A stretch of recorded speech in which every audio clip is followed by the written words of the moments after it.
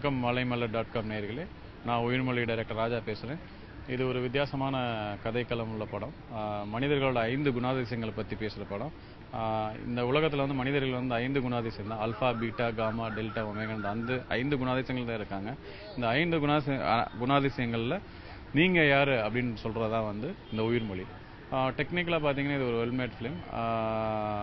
Camera வந்து ஒளிப்பதிவு வந்து ஆர்பி குருதேவ் பண்ணியிருக்காங்க. மியூசிக் வந்து சந்தோஷ் நாராயண் பண்ணியிருக்காரு. பின்னணி இசை வந்து ஆல்ஃபர்ட் பத்மகாந்த் பண்ணியிருக்காங்க. எடிட்டிங் வந்து பிரவீன் ஸ்ரீகாந்த் பண்ணியிருக்காங்க.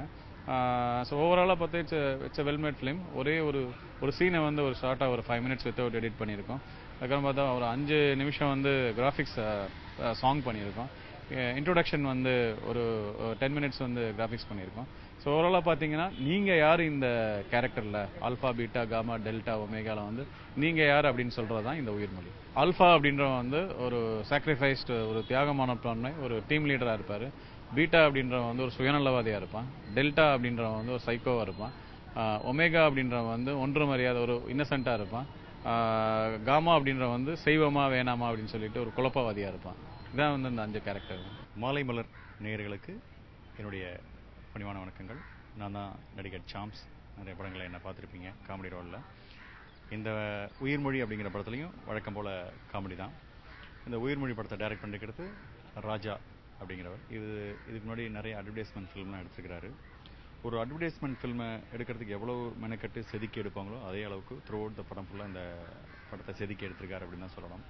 அவர் எங்கேயோ சவுத் ஆப்பிரிக்கா பக்கம் போகும்போது ஒரு சயின்டிஸ்ட்டை சந்திச்சிருக்கிறாரு.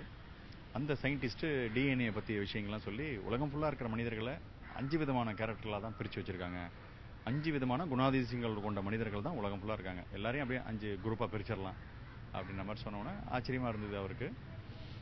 அந்த கான்செப்டை அடித்தளமாக வச்சுக்கிட்டு, அந்த சயின்ஸ் கான்செப்டை அடித்தளமாக வச்சுக்கிட்டு இந்த படம் பண்ணியிருக்காரு. என்னடா சயின்ஸு அப்படின்னு நினச்சி பாடம் எடுத்துகிட்டு போகிறாங்களா நினைக்காதீங்க. படம் தான் இது, பக்கா படம். இதில் அந்த 5 குணாதிசயங்களுக்கும் 5 பேர் கொடுத்துருக்காங்க. Alpha, beta, gamma, delta, omega அப்படின்னு சொல்லிட்டு. இதில் காமா அப்படிங்கிற ஒரு குழப்பவாதி கேரக்டரில் நான் பண்ணியிருக்கேன். காமெடி, அந்த ரோலில் தான் காமெடி பண்ணுறதுக்கு நல்ல ஸ்கோப்பும் இருந்ததுன்னு சொல்லலாம். படத்தினுடைய கதையை கேட்டு ரொம்ப சந்தோஷமாக நடிக்க ஒத்துக்கொண்ட படம் இது. இப்போ நான் வந்து ஜெயம் ரவியோட பூலோகம்ன்ற படத்தில் தனி காமெடினா பண்ணிகிட்ருக்கேன். முனி 3ல் ராகவா லாரன்ஸோட பண்ணிகிட்ருக்கேன். பிரம்மன் சசிகுமார் சாரோட பண்ணிகிட்ருக்கேன். பெரிய படங்கள் பண்ணிகிட்டு இருக்கும்போது இதில் என்னை சுற்றி இருக்கிற அத்தனை பேரும் புதுமுகங்கள். அதை மீறி இந்த படத்தை ஒத்துக்கிறதுக்கு நல்ல படம்ன்ற ஒரு விஷயந்தான் காரணம். ஹாய் மாலை மலர் வியூவர்ஸ், என் பேர் ராஜீவ். இந்த உயிர்மொழி படத்தில் வந்து ஒன் ஆஃப் தி கேரக்டர் பண்ணியிருக்கேன். கேரக்டர் பேர் வந்து ஒமேகான்ற கேரக்டர் ரொம்ப இன்னசென்ட்டான கேரக்டர். இந்த படத்தில் வந்து சான்ஸ் கொடுத்த டேரக்டர் சாருக்கு ரொம்ப தேங்க்ஸ் சொல்லிக்கிறேன். ஏன்னா இவ்வளோ பெரிய சான்ஸ் கொடுக்குறது ரொம்ப கஷ்டம். என்னை நம்பி இந்த சான்ஸ் கொடுத்ததுக்கு ரொம்ப தேங்க்ஸ் சொல்லிக்கிறேன். இவங்க என் ஃப்ரெண்ட்ஸ் வந்து இவங்க பேர் ரோஹித், அஜய், ரிஷி. இவங்க 3 பேரும் எனக்கு ரொம்ப சப்போர்ட்டிவாக இருந்தாங்க. இவங்களும் சப்போர்ட்டிவாக இருந்தாங்க, பேக் போனாக இருந்தாங்க. ப்ளஸ் எங்கள் அம்மாவும் ரொம்ப சப்போர்ட்டிவாக இருந்தாங்க. பாபி மாஸ்டருக்கு ரொம்ப தேங்க்ஸ் சொல்லணும். ஏன்னா எனக்கு வந்து இளவட்ட தாளம்னு சொல்லிட்டு ஒரு சாங் கம்போஸ் பண்ணியிருக்காரு டேரக்டர் சார். எங்களை நம்பி அந்த ஒரு சாங் கொடுத்ததுக்கு ரொம்ப தேங்க்ஸ் சொல்லிக்கிறேன். ஏன்னா நாங்கள் வந்து முன்னாடியே ஒரு டான்ஸ் ட்ரூப்பில் இருந்தோம். சார்ட்ட டான்ஸ்லாம் நிறைய ஆடி காமிச்சு அப்புறம் அவர் சொன்னார், இல்லை நம்ம பசங்க நல்லா டான்ஸ் ஆடுறாங்க, ஒரு டேலண்ட் இருக்குது, பண்ணுவோம் நம்ம அப்படின்னு சொல்லிட்டு எங்களுக்கு ஒரு சாங் கொடுத்தாரு. பாபி மாஸ்டர் கம்போஸ் பண்ணாங்க. கொடைக்கானல், சென்னை இந்த 2 பிளேஸில் வந்து ஷூட் பண்ணியிருக்கோம். படம் சூப்பராக வந்திருக்கு, பாட்டு சூப்பராக வந்திருக்கு. படத்தை வந்து எல்லாரும் தியேட்டரில் போய் பாருங்கள். நான் சசிகுமார். நம்ம உயிர்மொழி படத்தோட ப்ரெஸ் மீட்டில் இருக்கோம். இந்த படத்தில் வந்து நான் ஹீரோவாக பண்ணியிருக்கேன். இந்த படம் பார்த்தீங்கன்னா டிஎன்ஏ மேலே ட்ராவல் பண்ணுற ஒரு சப்ஜெக்ட். இதில் பார்த்தீங்கன்னா ஒரு 5 கேரக்டர்ஸாக பிரிச்சிருக்காங்க. நம்ம நார்மலாகவே alpha, beta, gamma, delta, omega அப்படின்னு பிரிச்சிருக்காங்க.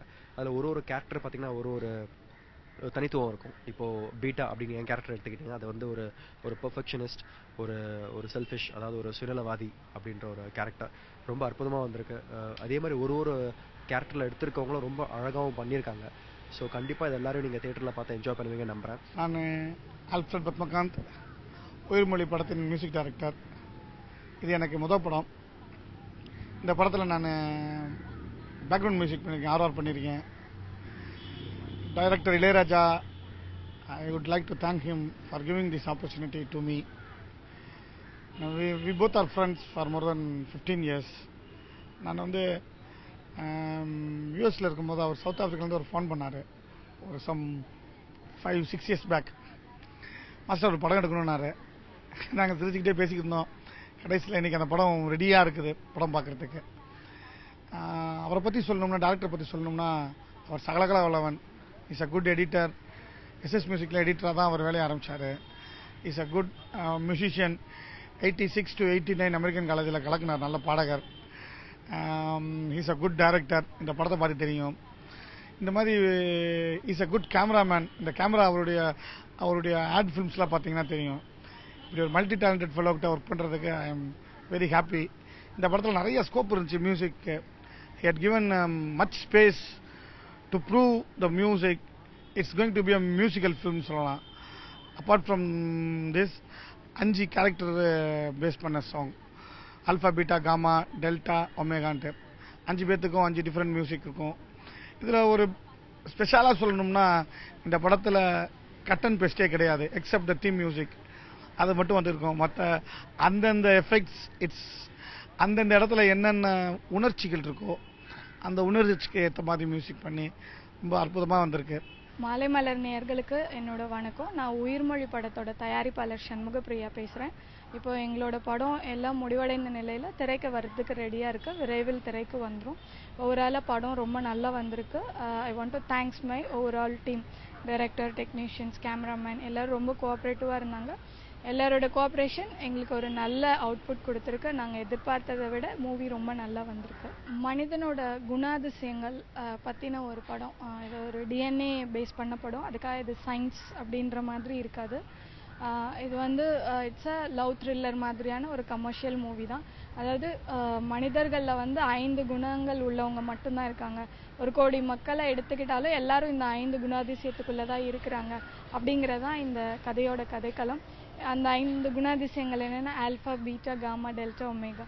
ஆல்ஃபான்றவன் ஒரு தியாகியாக இருப்பான். பீட்டான்றவன் ஒரு சுயநலவாதியாக இருப்பான். காமாங்கிறவன் ஒரு குழப்பவாதியாக இருப்பான். ஒமேகான்றவன் ஒரு வெள்ளாந்தி வெகுளித்தனமான ஒரு பையனாக இருப்பான். டெல்டா அப்படிங்கிறவன் ஒரு சைக்கிக்காக இருப்பான். ஸோ எல்லாருமே இந்த 5 குணாதிசயத்துக்குள்ளே தான் அடக்கும். அப்படிங்கிறத வந்து 4 காலங்களாக பிரித்து சொல்லியிருக்கோம். அதாவது ice age, stone age, king period and modern age அப்படின்னு சொல்லிட்டு. அதில் வந்து அந்த முன்னாடி 3 காலங்களை வந்து நாங்கள் லைவ் ட்ரை பண்ணோம். அது எங்களால் கொஞ்சம் முடியல. ஸோ அதை வந்து நாங்கள் சிஜியாக பண்ணியிருக்கோம். நாங்கள் எதிர்பார்த்ததை விட ரொம்ப அழகாக வந்திருக்கு. ஹாய் யூஎஸ், நான் கீர்த்தி பேசுகிறேன். உயிர்மொழியில் நான் ஹீரோயின் கேரக்டர் ஒர்க் பண்ணிருக்கேன். இதில் 5 ஹீரோஸ் இருக்கா. அவர் கூட நான் ஒரே சோலோ ஹீரோயினாக ஒர்க் பண்ணிக்க ரொம்ப சந்தோஷமாக ஸ்பெஷலாக இருந்துச்சு.